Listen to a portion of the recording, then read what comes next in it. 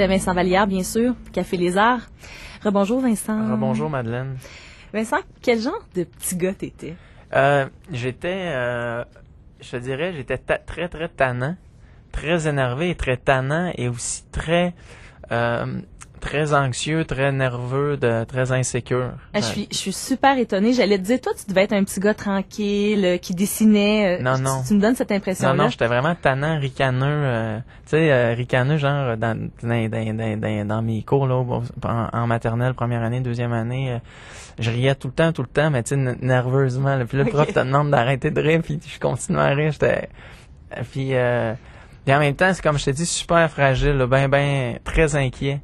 De mes parents, je veux pas qu'il leur arrive à rien, ma soeur, je veux pas qu'il arrive à rien, mes amis, pourquoi? Que j'ai rien manqué. Je sais pas, je suis encore comme ça aujourd'hui, je suis très très inquiet des gens que j'aime, j'ai peur qu'il leur arrive quelque chose.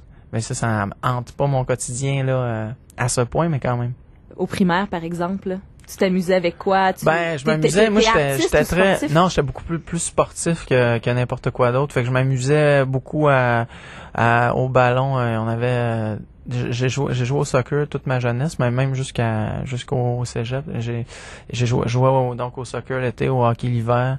Et puis on jouait toujours au hockey dans la rue avec des amis, sur la rue des Pins à Fleurimont. Puis ça a été ça ma jeunesse. On a joué dehors, on a fait des camps.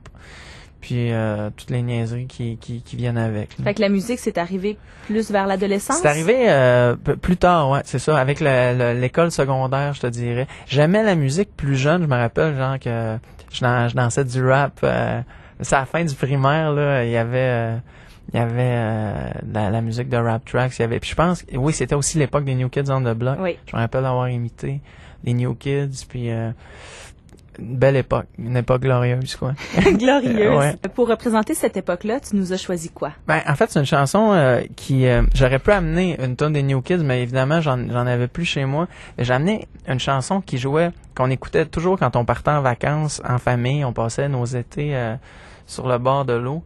Et puis c'est une chanson des Everly Brothers, une super tune qui s'appelle All I Have to Do Is Dream. Et pourquoi cette chanson-là? Cette chanson-là en particulier parce que j'étais, comme je t'ai dit, somme toute un peu rêveur quand j'étais jeune, un peu, et cette chanson-là me traduit bien cette facette-là de ma personnalité, puis me rappelle des moments passés en famille.